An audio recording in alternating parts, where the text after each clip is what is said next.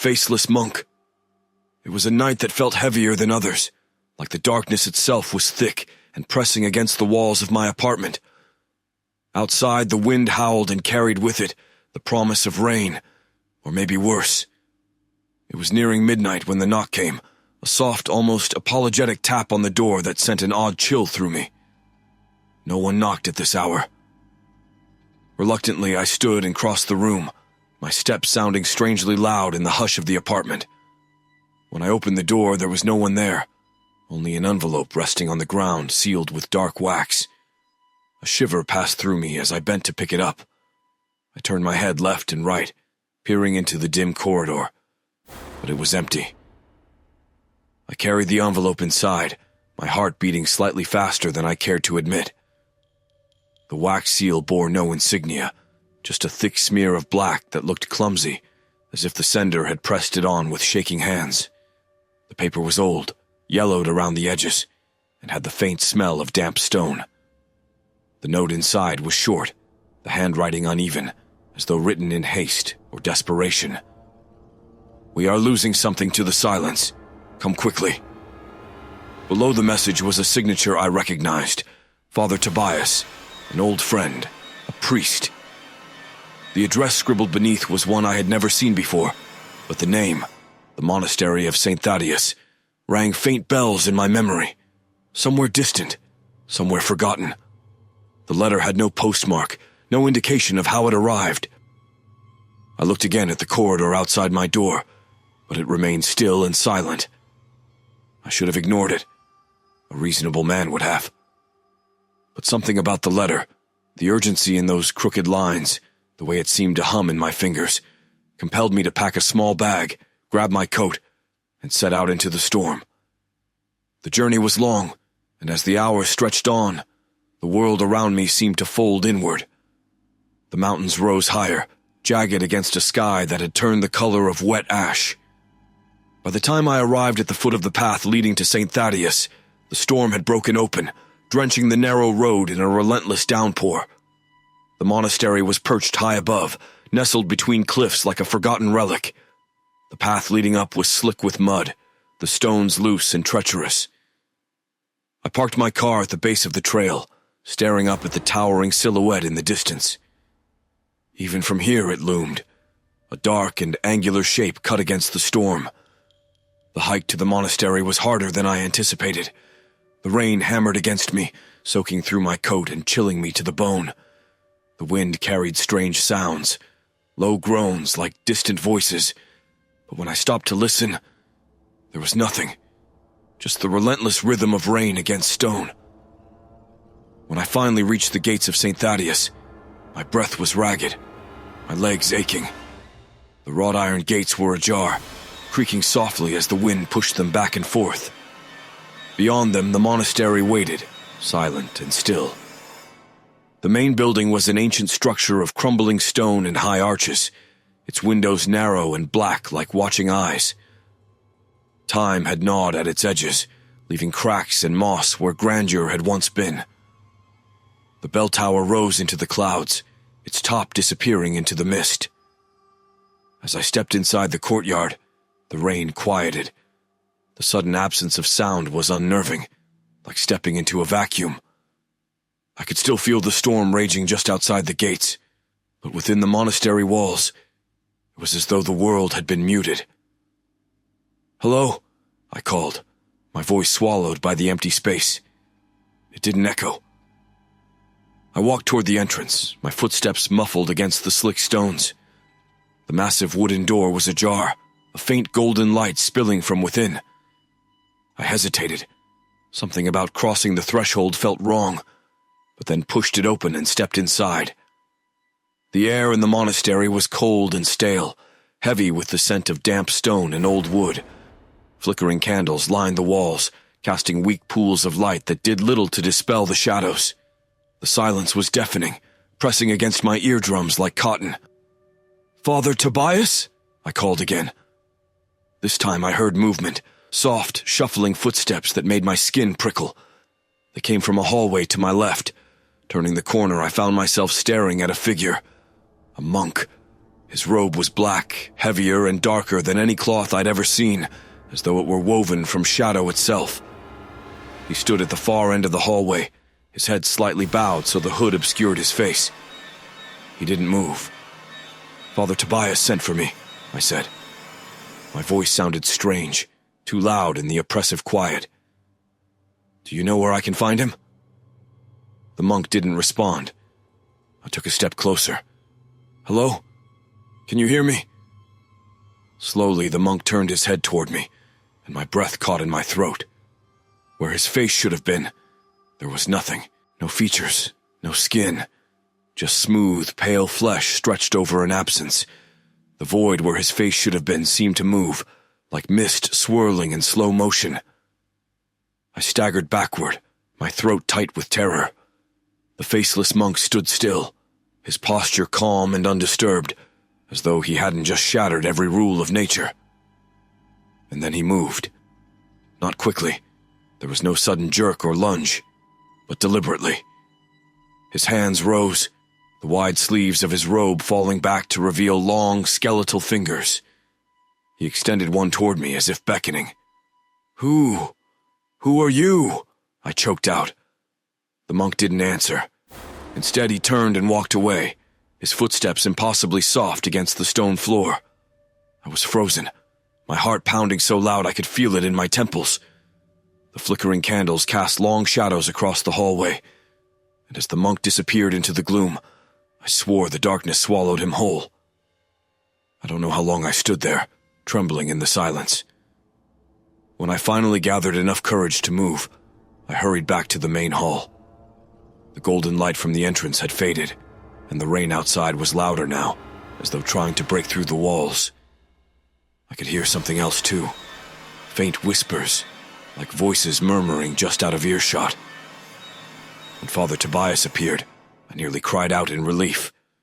He looked older than I remembered, his face lined and hollow, his eyes sunken and shadowed.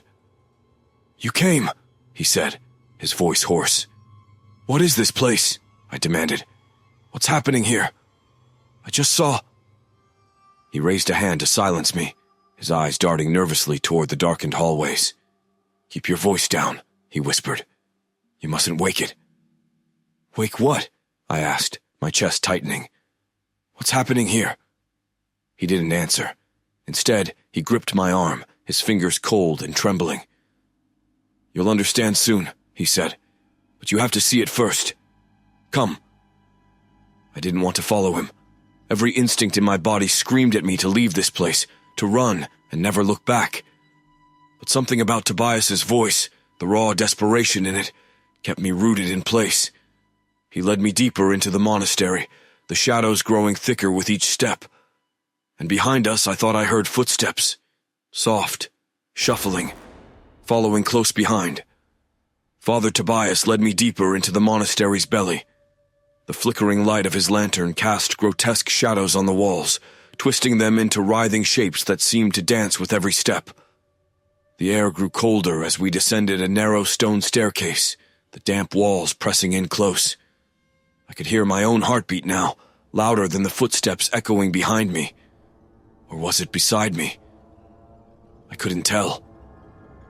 "Tobias," I whispered sharply, my voice trembling. "What is following us?" He didn't answer. We reached a massive iron door at the base of the stairs, rusted with age, its surface etched with strange symbols. Tobias hesitated, his hand hovering over the latch as though he feared what lay beyond. "It's the tome," he said finally, his voice hushed and brittle. "That's where it began. You must see it." Before I could respond, Tobias pushed the door open. The creaking hinges screamed like a wounded animal, and I flinched as the sound echoed into a cavernous space. Inside was a vast crypt. The ceiling stretched high above into darkness, its arches supported by cracked stone pillars. Dust floated lazily in the air, stirred by our presence, and the lantern's glow revealed tombs and altars tucked against the walls. I took a step forward, my boots scraping against the ground. The sound, though soft, seemed deafening here, like an intrusion. And then I noticed them. Figures. shapes hunched in the corners of the room, just out of reach of the lantern's light. They were motionless, cloaked in the same shadowed robes as the monk I'd seen before. Faceless. Dozens of them sitting or standing as if waiting. I felt bile rise in my throat and I turned to Tobias. What are they? The cursed, he said, his face pale as ash. Those who dared to awaken the silence. At the center of the crypt was a stone pedestal. Upon it lay an enormous book, its cover bound in something dark and leathery, its spine stitched with what looked like sinew. I didn't want to look at it. Even in the dim light, the book seemed to pulse, almost as if it were alive, breathing in the cold, heavy air of the crypt. The monks found it buried beneath the altar during renovations, Tobias continued. It had been hidden there for centuries, a relic no one should have touched. Then why didn't they leave it alone? I asked, my voice harsh. Curiosity. His voice cracked. And now we are cursed with it. I stepped closer to the book, though every instinct screamed at me to turn back.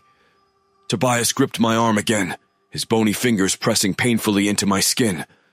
Don't touch it, he hissed. To open it is to invite the silence into you. Suddenly the air shifted. A whisper, soft, like a breeze through dead leaves, echoed through the crypt. I know you. I spun around, the lantern light shaking violently in my hand. The faceless figures in the corners had not moved, at least not yet. But the whisper seemed to come from all directions at once. Tobias's face drained of color. We shouldn't have come, he murmured. I turned back to the book. The stitching on its spine seemed to ripple, as though something beneath the cover was straining to escape. I could hear it breathing, soft, wet, and slow. My head swam, my vision blurring at the edges as the whispers grew louder. Taste the silence. The figures in the shadow stirred. A scraping sound filled the crypt, the slow drag of heavy feet against stone. One by one, the faceless monks emerged from the darkness, their hollow heads turning toward us in unnatural unison. My chest tightened. They've awakened, Tobias gasped, his voice trembling with horror. Run! We bolted for the iron door, Tobias shoving it open as the lantern swung wildly in his grasp. The faceless monks were behind us, their movements silent but swift. I dared a glance over my shoulder and saw them spilling out of the crypt like liquid shadow, their robes sweeping across the ground, their hollow faces turned toward me. My legs burned as we fled up the winding staircase, the sound of my own breath ragged in my ears. As we reached the top, Tobias slammed the crypt door shut behind us, the booming echo reverberating through the stone halls. He fumbled for a key in his robes, his hands shaking so violently I thought he might drop it. They won't stop, he rasped, locking the door. Not until it takes us too. What is it? I demanded, leaning against the wall for support. What are they? Tobias turned to face me, his eyes wide with terror. It is the silence given form. It has no face, no voice, because it is absence. The monks. He swallowed hard. They have become part of it, and so will we if we stay. That night, I couldn't sleep. I lay on the thin cot Tobias had given me, staring at the cracks in the ceiling as faint whispers clawed at the edges of my hearing. The monastery was silent, deathly so. I closed my eyes, trying to banish the images of the faceless monks and that cursed book, but it was no use. Then I heard it, the sound of soft footsteps outside my door. I froze, my breath catching in my throat. The footsteps stopped directly outside, and I could see the flicker of a shadow beneath the door, long and unmoving. Slowly, the doorknob began to turn. I sat up, my entire body cold and rigid with terror. The door creaked open an inch, revealing nothing but blackness beyond. My pulse thundered in my ears as a shape slowly appeared in the doorway. A figure cloaked in black, its hooded head tilted unnaturally to one side. It stepped into the room, and I saw its face, or lack of one. Where its features should have been, there was only smooth flesh. It stood there, motionless, as though watching me with eyes it did not have. I wanted to scream, to run, but I couldn't move. The monk raised one hand, a skeletal, elongated thing that beckoned silently toward me, and then it whispered, "You belong to the silence." The voice was inside my head, cold and endless, like the void between stars. The last thing I remember before everything went dark was the figure stepping closer, its hollow face inches from mine. The silence swelled around me, so heavy it felt like drowning. And then, nothing. I awoke to the sensation of cold stone pressing against my cheek. My limbs were stiff and unresponsive, as if they belonged to someone else entirely. For a moment I could neither move nor breathe, trapped in a suffocating silence so complete it felt alive. Then sound returned in jagged pieces. The ragged rhythm of my breath, the faint dripping of water, and a low, guttural hum that pulsed through the stone beneath me. When I opened my eyes, I wished I hadn't. I was lying on the floor of a vast chamber, far larger than the crypt I had seen before. Pale blue flames flickered along sconces in the walls, casting a sickly light that revealed carvings etched deep into the stone. They were everywhere, on the pillars, the walls, and even the floor, scrawled symbols that twisted and looped in ways that defied geometry, as though written by a hand that had forgotten the rules of reality. The ceiling, though impossibly high, appeared to pulse as if it were breathing. And the air, it was thick, heavy with something I couldn't name. It pressed against my skin like the weight of 1,000 hands. A noise behind me made me flinch. I turned my head slowly, too slowly, and saw Tobias crouched at the far end of the chamber. He was muttering to himself, rocking back and forth, his bony hands tangled in his hair. The lantern lay on its side beside him, its light flickering erratically. It was then I noticed his eyes, wide and glassy, as if he were staring at something far beyond the confines of this room. "Tobias!" I croaked. My voice cracked in the silence, sounding small and out of place. His head snapped up with unnatural speed. He looked at me, but through me, as though I were not truly there. "We shouldn't have touched it," he whispered. "We were warned. We knew." "What are you talking about?" My voice trembled as I sat up, my body aching as though I'd fallen from a great height. Tobias pointed a shaking finger toward the center of the room. My gaze followed and my breath caught. There, on a stone dais, sat the tome. It looked even worse than before. The surface of the book appeared to writhe, as if something inside it was struggling to break free.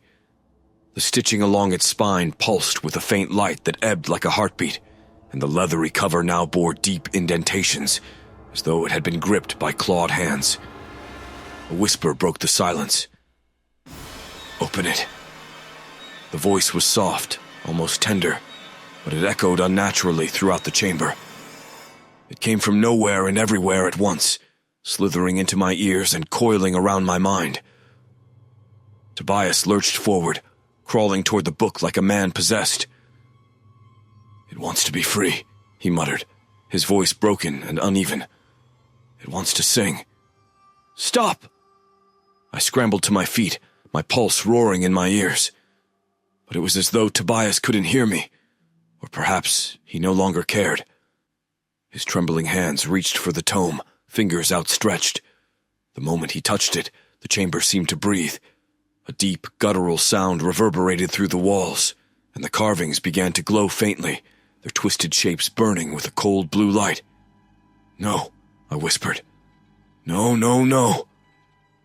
Tobias's mouth opened wide in a silent scream. His eyes rolled back, and his body jerked violently as the tome's cover began to split, the stitching tearing one thread at a time. A dark mist seeped from the edges, curling through the air like smoke. The whispers grew louder, rising in pitch and intensity. They weren't words. They were sounds, maddening and wrong, layered atop one another, like a chorus of the damned. I clamped my hands over my ears, but it made no difference. The whispers dug into my mind, scraping against the inside of my skull until I felt I might break apart. Tobias collapsed in a heap, unmoving. and the tome opened. The light that spilled from its pages was not natural light. It was darkness given form, a blackness so complete that it swallowed everything it touched. It poured from the book like an unholy tide, spreading across the floor in tendrils that twisted and reached like living things. The faceless monks appeared then. They emerged from the darkness, their black robes dragging along the floor, their hollow heads turned toward the tome. There were dozens of them, maybe hundreds, spilling from the shadows as though they had been waiting for this moment. Their silence was unbearable. The absence of footsteps, voices, or breath made their presence all the more unnatural. One of them turned toward me, its faceless void staring into mine. My knees buckled, and I dropped to the floor, gasping for air.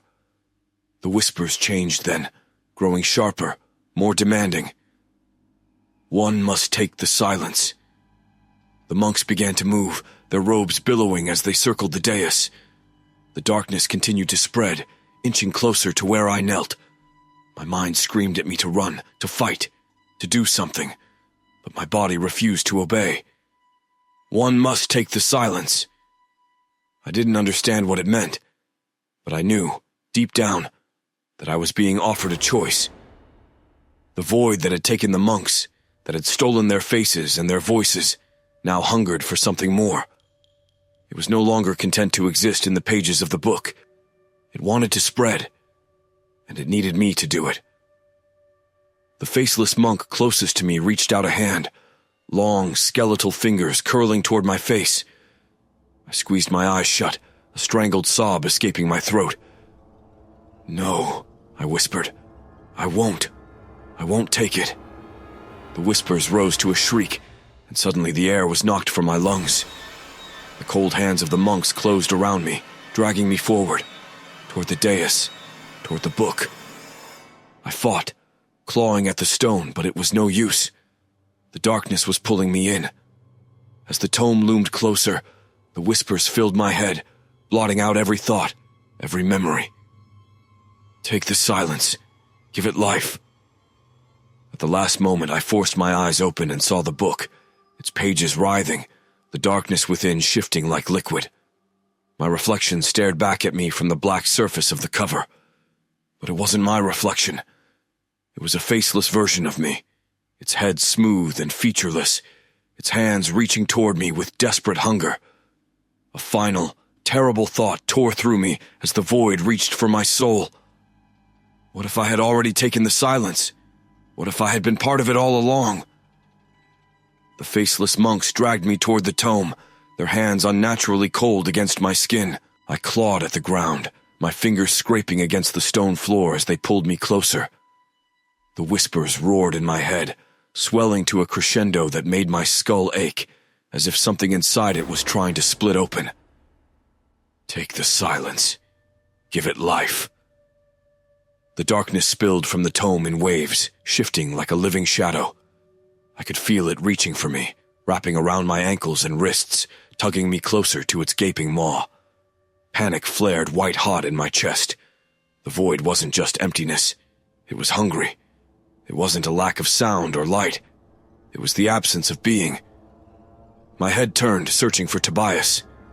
He lay slumped against the wall, motionless, the lantern beside him snuffed out. His hollow, unseeing eyes stared upward. He was gone, taken by the same thing that was now dragging me to oblivion. "No!" I gasped, the word barely audible over the chaos in my mind. "No, no, no!" The monks continued their silent march, their hollow faces turned toward me, as if watching with a twisted sense of reverence.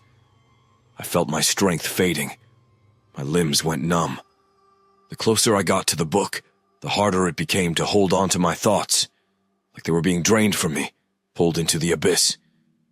The whispers changed then, growing distorted and mocking, repeating fragments of my thoughts, my voice, my memories. "I am nothing. I see you.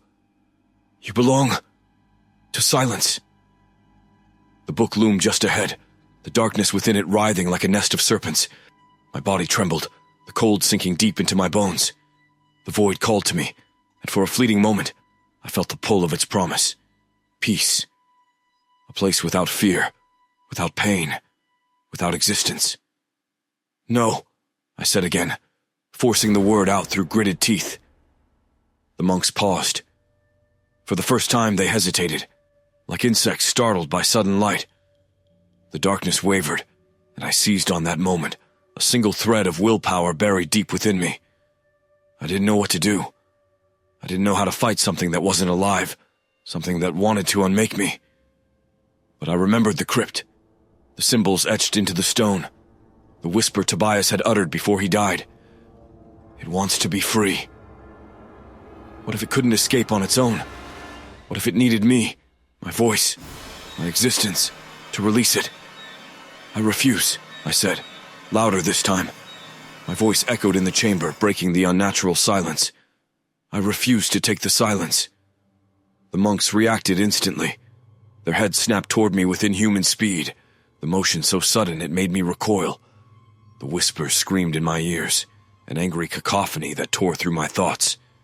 The darkness surged toward me, and I knew I had mere seconds to act. Frantically, I searched the room, my mind racing. The carvings, the symbols etched into the stone. They weren't just decoration. They were a seal, a ritual to contain the void. If I could find a way to close it, to bind it back into the book, maybe I could stop this nightmare. The monks surged forward, closing in like shadows, their hands reaching for me. I scrambled to my feet and ran toward the dais, the ground beneath me shuddering as though the entire monastery were alive and angry. I reached the book and hesitated, the dark mass writhing before me. It felt alive, pulsing with a rhythm that matched my heartbeat. Every instinct screamed at me to run, but I forced myself to focus, to remember the carvings I had seen. "Tobias said the book was buried beneath the altar," I muttered, my voice shaking. "It was sealed for a reason." I dropped to my knees, my hands shaking as I traced the edges of the symbols carved into the dais. They were faint, worn with age, but I could still make them out. The monks surrounded me now, their presence suffocating. I could feel their cold breath on the back of my neck, hear the faint rustle of their robes. "Sanctus Custodia, Eternum Vincula," I whispered, the words coming to me unbidden. My fingers traced the symbols, each one igniting with a faint blue glow. "Sanctus Custodia, Eternum Vincula." The whispers erupted into a shriek, a sound so loud and piercing I thought my eardrums would burst. The monks recoiled, their bodies jerking violently as though struck by some unseen force. The darkness writhed and pulsed, reacting to the words I had spoken. The chamber trembled. Dust and stone fell from the ceiling, and the book, the tome, began to close. I poured every ounce of my willpower into the ritual, my voice shaking but steady. "Sanctus Custodia!" the monk screamed. The sound was silent, but I felt it, an absence of sound so powerful it rattled my bones. They lunged toward me, desperate to stop me, but it was too late. With a final, earth-shaking boom, the tome slammed shut. The darkness shrieked one last time, a sound so agonized and furious it sent me sprawling backward. The monks collapsed, their robes crumpling to the ground like empty husks. The symbols on the dais burned bright, sealing the book once more, and then silence. True silence. The void was gone. The whispers had ceased. The air felt lighter, cleaner, though the weight of what had happened lingered like a bruise. I don't remember how long I sat there staring at the sealed tome. It felt smaller now, diminished, though it still exuded a faint, unsettling hum. The monks' robes lay scattered across the chamber, lifeless. When I finally stood, my body felt broken, like I had been hollowed out and stitched back together. My hands trembled as I picked up the lantern Tobias had left behind. The monastery was silent as I made my way back through its halls. The flickering light revealed empty rooms, broken altars, and abandoned relics. Whatever had haunted this place was gone, or at least contained. I found the entrance at dawn, the heavy doors groaning as I pushed them open. Outside, the mountains were bathed in pale morning light, the storm clouds finally gone. I staggered down the path, my legs weak, my mind numb. When I reached my car, I turned back for one final look at St. Thaddeus. The monastery loomed in the distance, dark and still. But as I opened the car door, I heard it. A faint whisper carried on the wind. "It waits." The road twisted endlessly down the mountain, its sharp turns and crumbling edges forcing my focus to the path ahead. Yet no matter how far I drove, St. Thaddeus loomed in my mind, a shadow etched into my memory. The whisper I'd heard lingered, like an itch I couldn't scratch. "It waits." I gripped the wheel tighter, my knuckles white, the faint tremor in my hands refusing to stop. The dawn had barely broken, but the light did little to erase the night's horrors. The world outside the car windows felt unreal, washed out, as though the void had bled into everything. Trees looked like hunched figures watching me pass. The wind howling over the peaks carried hints of voices, and every shadow felt deeper, darker, waiting to swallow me whole. I kept my eyes forward. Don't look back. Don't listen. But the silence in the car pressed against me, thick and unnatural. I turned on the radio, desperate for a distraction. The speakers crackled, static filling the small space. I twisted the dial, searching for anything. Music, news, even a voice. Nothing. Just that endless, hissing void.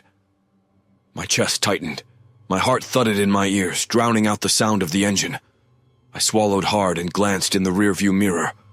A figure sat in the back seat. I slammed on the brakes. The car screeched to a halt, tires skidding over loose gravel. For a long moment I couldn't breathe, my body frozen, staring at the mirror. Empty.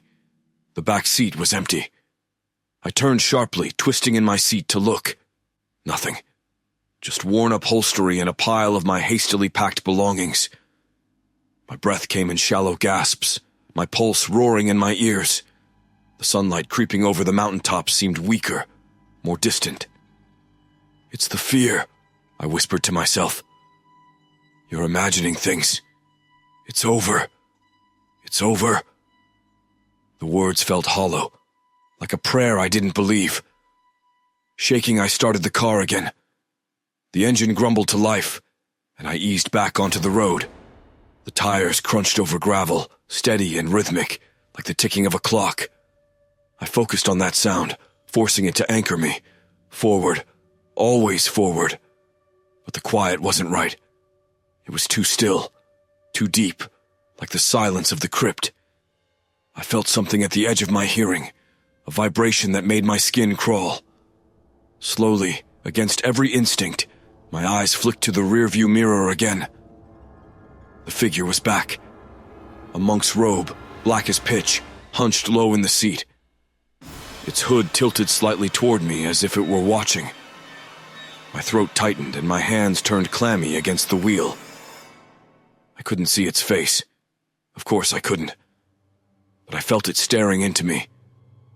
The silence swelled, pressing against my skull, and then the whisper came. Soft, faint, a soundless scream. "Take the silence!" I slammed the mirror upward, shattering the reflection. The glass cracked, fragments splintering into a spiderweb of jagged lines. My pulse thundered, my breaths sharp and shallow. "This isn't real," I said through clenched teeth. "It's just in my head. Just in my head." The road stretched endlessly before me, but the air grew colder. My breath misted against the windshield, and the static in the back of my mind grew louder. I kept driving, faster now, desperate to leave the mountain, to escape this thing that clung to me. But then, from the back seat, the faintest sound broke through the silence. A whisper, so quiet it might have been the wind. "You are mine." I looked up. The figure sat in the passenger seat now, its hood inches from my face. My heart seized. I couldn't move, couldn't scream, as its faceless head turned toward me, filling the space with its absence. The car veered violently. I fought for control, tires skidding as the edge of the road came rushing toward me. For one terrible second, I thought I saw the monastery again in the rear view. tall and black against the horizon, its bell tower piercing the sky. Then the world flipped. Glass shattered. Metal screamed. My body wrenched violently as the car tumbled down the mountainside. And through it all, through the chaos and the pain, I heard it. The silence. Deep. Endless. Waiting. I awoke to darkness. I don't know how long I'd been there. Crumpled and broken in the wreckage of my car, half buried in cold earth. My body ached. My head throbbed. The air around me was deathly still. Then I heard it. Footsteps. Soft, shuffling, impossibly close. I turned my head, every muscle screaming in protest. A figure stood just beyond the shattered windshield, silhouetted against the gray light of dawn. The Faceless Monk. It didn't move. It didn't need to. The silence pressed down on me, filling my lungs, wrapping around my mind. I realized then that I would never escape. The void had claimed me the moment I'd entered St. Thaddeus, and no matter how far I ran, no matter how hard I fought, it would follow. The monk raised a hand, skeletal fingers pointing to me. And then, in the quiet, it spoke one final time. You belong to the silence. The last thing I heard was the absence of sound, the deep, endless hum of nothingness swallowing me whole.